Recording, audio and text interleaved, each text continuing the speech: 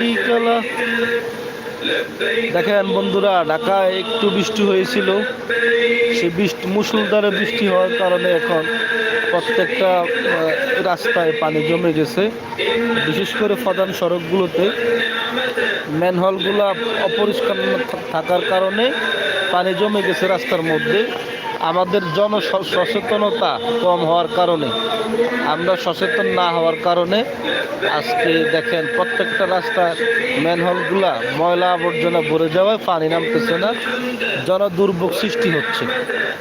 আমরা যদি সবাই সবার অবস্থান থেকে একটু সচেতনতা বোধ বৃদ্ধি করি, প্লাস্টিক জাতীয় ময়লা, প্লাস্টিক জাতীয় পলিথিন, চিপসের প্যাকেট, খোসা এগুলো বাইরে না ফেলি, ময়লা আবর্জনা বাইরে না ফেলি, নির্দিষ্ট স্থানে ময়লা আবর্জনাগুলো ফেলে রাখি, তাহলে এ ধরনের জনদুর্ভোগ সৃষ্টি হয় না। বিশেষ করে ঢাকায় বৃষ্টি হলেই এই জনদুর্ভোগটা হয়ে থাকে।